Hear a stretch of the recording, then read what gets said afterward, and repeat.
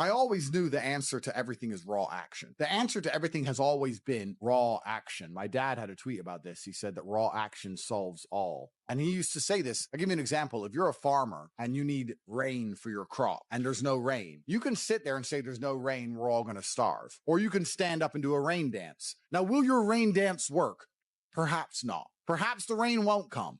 But I would argue that you're better off standing up doing that rain dance than just sitting there waiting to die. You have to do something. Raw action solves. So when I was broke, I was never like, I'm poor. What do I do? It was, I'm poor. I have to do something.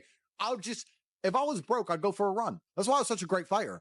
If I was broke, I'd sit there and go, I'm actually poor. How do I make money? Don't know. Where can I get some cash? Don't know. What work can I do? Don't know. I'll just go for a run then. And I just go for 3-mile run. You just have to say, well, I have to do something. I can't just sit still and die. A lot of people are happy to just sit still and die or go to sleep and take a nap. Well, if that's what you want to do, then you can say a loser. That's fine. I'm glad there are losers because if everyone had Lamborghinis, my Lamborghini wouldn't be fun to show off. I need you to look at it and feel the deep pain in your heart of regret and failure. That's the whole point of it. I need to drive my Bugatti and everyone be looking at it going, I'll never have one of those. And I can get all their energy and feel it all. And it makes me happy. Fantastic. So you can sit at home and do nothing. But when I was poor, I had to go for a run. I couldn't sit still or lift weights or do something. I couldn't even sleep. So raw action solves everything. And I understood that at a young age. But as you get older, you get to look back and you get to put your whole story together, the whole tapestry together. I knew I wouldn't stay poor. Did I ever think I'd get this rich? Well, I never said I wouldn't, but did I ever think it would probably happen at this level?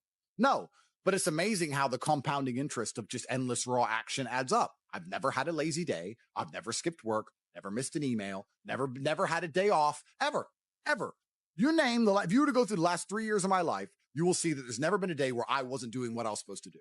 And it all just adds up, and then monumental success comes, and you get to laugh at everybody else, ha, ha, ha, and life's great.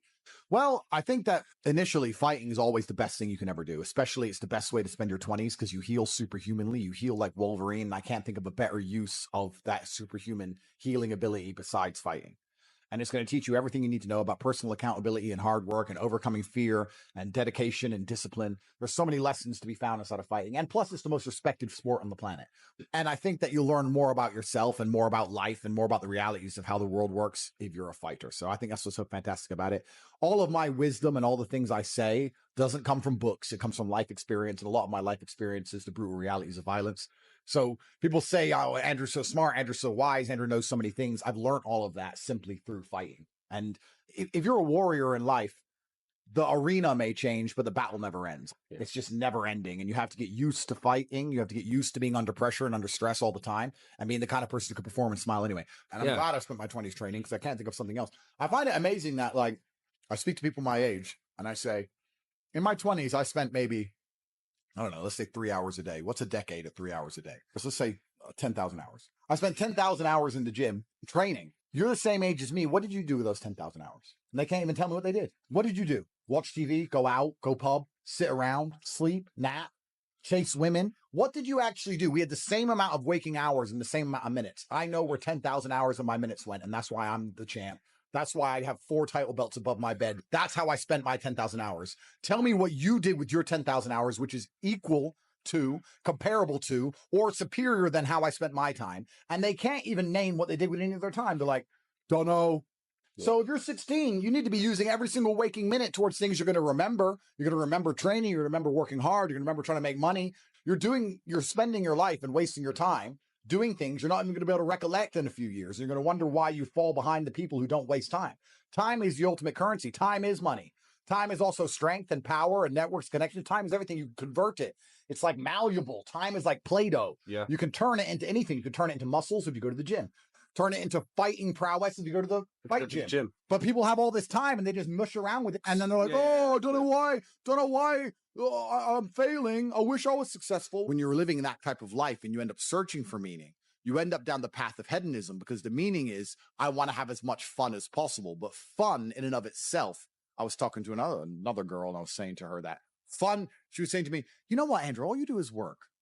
You never really have fun. And I said, fun is haram. He goes, is fun really haram? I'm like, no, it's not. But please understand what I'm trying to say here. What I'm trying to say is when you look at what most people do for fun, Look, when fun is clubs, drinking, running around, laughing like a kid, all this, all the bad things in life, the negative haramities can be attained through this obsession with fun. If you find a man who's obsessed with work, I have things I need to do, and I feel satisfied inside when I do them. I have duty and I have work and I have obligations to fill and objectives to meet. I feel happy when they are done. That is my fun. My fun is clearing my emails, making $2 million in the day, buying another investment property I don't need, going to bed, training hard, eating right. That's my fun. Call me boring. That's what I enjoy.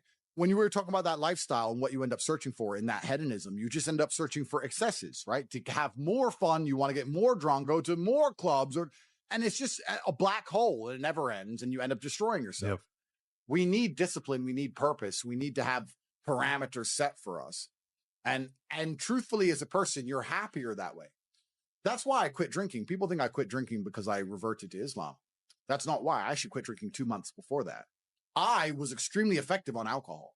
I would drink 4 or 5 times a week because I'm extremely rich and I have a very good life and I'm in my mansion and I'm drinking. I was still world famous. I was still making millions of dollars. I was still in fantastic physical condition. All the videos you watched me from a year and a half ago, I still look like a bodybuilder. I still outperformed everybody. I didn't have a drink problem. I could easily quit. In fact, I didn't even want to drink most of the time. It's just a party going on. I was still monumentally successful on alcohol and I could continue to drink alcohol for the rest of my life. But I stopped because I thought, will I enjoy having less fun? Will it be fun to have less fun? Okay, that's all fun. But would it be fun to have less fun?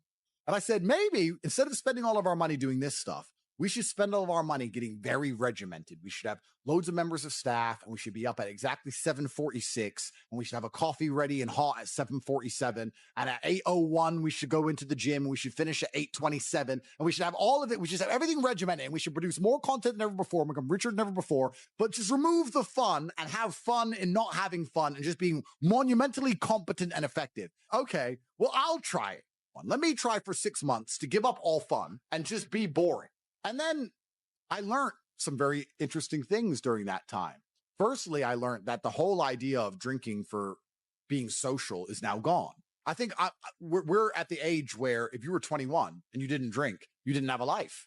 There's no reason to drink for socializing because everything's online anyway. You meet everybody on apps. Nobody cares about drinking anymore. That's the first thing I learned. The second thing I learned is that being exceptionally regimented is fun. I truly enjoy it. I enjoy it just as much as I enjoyed because what would happen before is I'd do all my work and I'd train hard and I was always an effective person. I was still 1,000 times more effective than the average man. And then I would take 6 or 7 hours and drink and smoke and have fun and enjoy the fruits of my labor. I became extremely rich. Why not get on a private jet and have fun?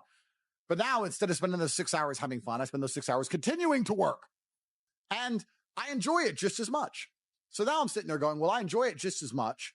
And I'm not damaging my health. I enjoy it just as much and I'm making more money. So it really, truly ruins my day when a beautiful girl's like, can I see you? It's like, oh, I've got work to do. I'm regimented. I have to sit here and type. I don't want to talk to you and have fun and party. I don't want to do any of that. I want to do emails. You don't get it. I know to you it makes no sense. But you already have all this money. Why do you want to do emails? Because that's my fun now, regiment. So I decided to dedicate 6 months to being boring. And by the end of the 6 months, I was having so much fun being boring that now I will probably never drink again. I am 0% tempted to drink ever again. I'm 0% tempted by fun, which is what you said. And I completely get it. When someone goes, we're going to go here and it's going to be fun. I'm like, nah, you have fun. I'll do my emails. You enjoy. I don't want to go to clubs. I don't want to go to some party.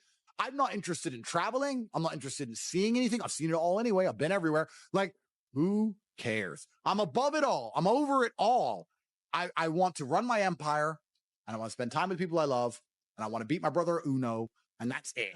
I don't want to do anything. Maybe I've gotten boring. Maybe I've leaned too much into the boring character, but I truly enjoy just being boring and regimented. And I like getting as much work done as possible. And that's why I'll never, ever drink again. So the whole concept of fun is alien to me. I totally get it now. When you said that, you're totally right. It's fun isn't fun. And then achieving things in work is fun.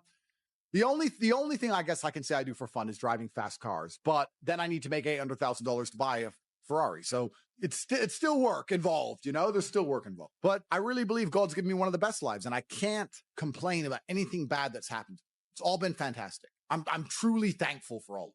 I think if a couple bad things happen to you, you should be intelligent enough to realize that eventually you're going to get over it and you're going to learn an important lesson. It's going to change you in the correct direction. And Allah's the best of planners, and He knows what you need to learn. I think that as humans, especially as men, we only learn the hard way anyway. There's two ways to learn a lesson, the hard way and the hardest way. There's no easy way to learn a lesson.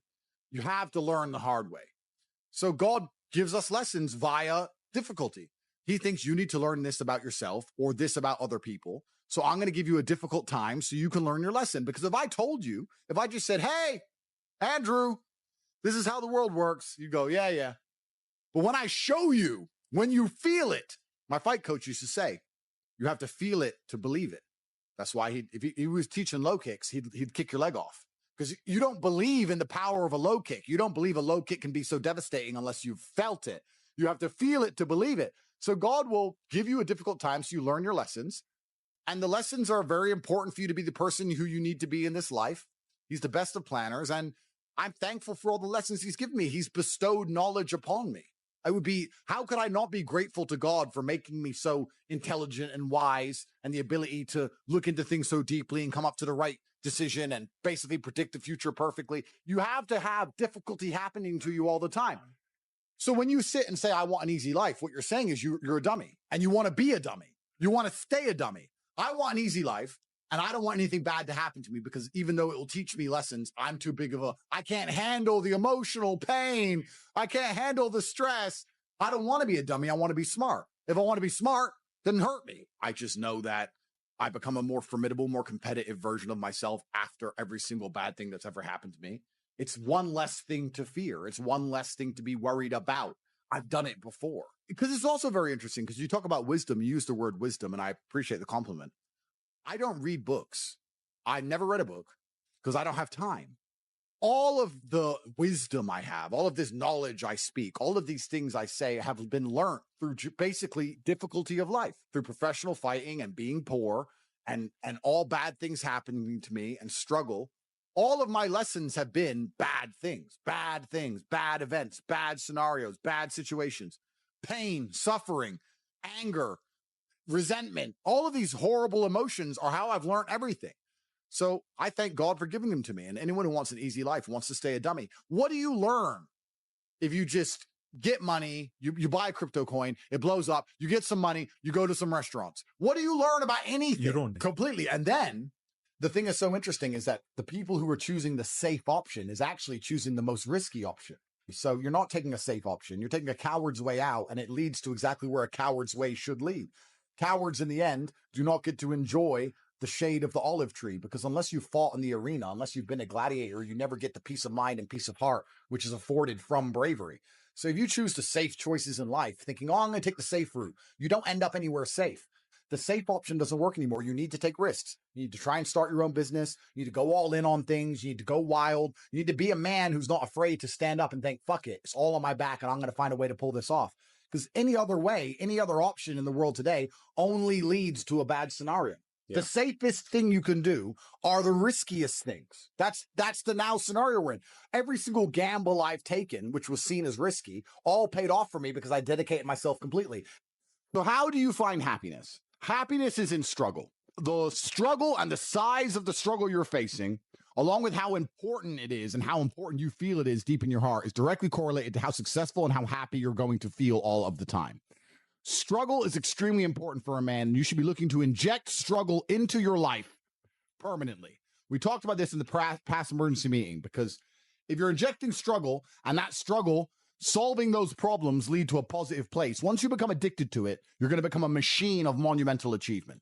There are some very simple, basic things you can do: weight training, chess, having debates, trying your very best to take care of your mother, retire her, make sure that your people who you love are taken care of. You need goals and resistance and something to fight against to live well, because the distance between pain and joy is what we experience. If you only have joy all of the time and no pain, you are not going to be happy.